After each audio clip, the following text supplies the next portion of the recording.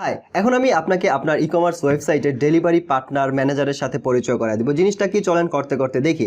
এটা করার জন্য বা এটা ম্যানেজ করার জন্য সবার আগে আপনি আপনার ই-কমার্স ওয়েবসাইটের কন্ট্রোল প্যানেলে লগইন করবেন। লগইন করার পরেই অল প্যানেলস নামে এরকম একটা পেজের সামনে আপনি ল্যান্ড হবেন এবং এখানেই আপনি দেখতে পারবেন যে একটা ডেলিভারি পার্টনার ম্যানেজার নামে একটা বক্স আছে বা বাটন আছে, এটার মধ্যে আপনি ক্লিক করবেন। তাহলে আপনি এই ডেলিভারি পার্টনার ম্যানেজারের মধ্যে এন্টার হয়ে যাবেন এবং এটাই হচ্ছে আপনার ডেলিভারি পার্টনার ম্যানেজার। এখন চলেন একটু বুঝে নেওয়া যাক এই ডেলিভারি পার্টনার ম্যানেজার জিনিসটা কি। ডেলিভারি পার্টনার হচ্ছে যাদের মাধ্যমে আপনি আপনার অর্ডারকৃত পণ্যগুলা ডেলিভারি দিয়ে থাকেন, যেই কোম্পানিগুলা কুরিয়ার কোম্পানিগুলোর মাধ্যমে বা যেই পার্সোনাল কোনো ব্যক্তি হইতে পারে, কোনো কোম্পানি হইতে পারে, সমস্যা নেই। যেমন হইতে পারে স্টেট ফাস্ট, পাঠাও, সুন্দরবন, তারপর রেডেক্স, জননী, যেই কুরিয়ারগুলো আছে আর কি বাংলাদেশে, যাদের মাধ্যমে আপনি আপনার প্রোডাক্টগুলো ডেলিভারি দিয়ে থাকেন। সো যাদের সাথে আপনি কাজ করেন শুধু তাদের নামটা এখানে দিবেন। ধরেন আপনি যাদের সাথে কাজ করেন, চলেন একটা প্র্যাকটিক্যাল দেখাই। যেমন এখানে তো মোটামুটি সবই অ্যাড করা আছে। ধরেন এখানে এসআর নাই।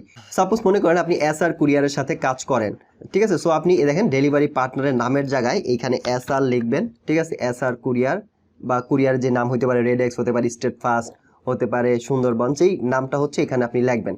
লেখার পর এটা হচ্ছে অপশনাল ডেলিভারি পার্টনার অ্যাড্রেস, তাদের অফিস অ্যাড্রেসটা আপনি চাইলে এখানে দিতে পারেন, ওটা অপশনাল। যদি না দেন কোনো সমস্যা নেই। জাস্ট তারপরে হচ্ছে কনফার্ম অ্যান্ড অ্যাডে দিবেন।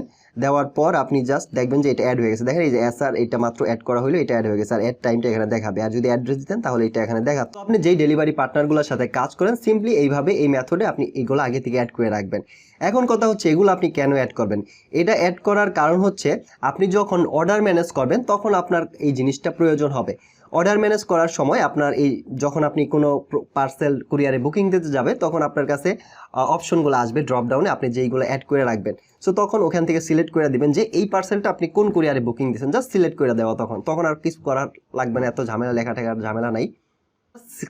কোন পার্সেল কোন কুরিয়ারে দিচ্ছেন এটা শুধু সিলেক্ট করবেন। আর তারপরেই আপনি রিপোর্ট পাবেন যে আজকে সারাদিনে এসএ কুরিয়ারে কয়টা দিচ্ছেন, সুন্দরবনে কয়টা দিচ্ছেন, পাঠাওয়ে কয়টা দিচ্ছেন, একদম এক মাস শেষে কয়টা দিচ্ছেন, এক বছর শেষে কয়টা দিচ্ছেন, এইরকম অনেক ধরনের রিপোর্ট আপনি পেয়ে যাবেন এই রিলেটেড, ঠিক আছে। সো এই জন্য আপনার এটা অনেক ইম্পর্ট্যান্ট একটা বিষয়, আগে থেকে জাস্ট অ্যাড করে রাখবেন। পরে প্রোডাক্ট ম্যানেজারের ক্ষেত্রে অনেক কাজে লাগবে এবং পরবর্তীতে রিপোর্ট ডাটা অ্যানালাইসিস করার ক্ষেত্রে অনেক কাজে লাগবে। এবং আপনি এটাও জানতে পারবেন কোন কুরিয়ারে এই মুহূর্তে আপনার কত টাকা কন্ডিশনে আছে, কত টাকা পান, এই রিপোর্টগুলো আপনি পাবেন। সো এই জিনিসটা অনেক ইম্পর্ট্যান্ট, এইটা আপনি আগে থেকে অ্যাড করে রাখবেন। আই থিঙ্ক আপনি এই ডেলিভারি পার্টনারের এই বিষয়টা বুঝতে পারছেন এবং আপনি আপনার ডেলিভারি পার্টনারগুলো খুব সহজেই ম্যানেজ করতে পারবেন। তো আজ এ পর্যন্তই।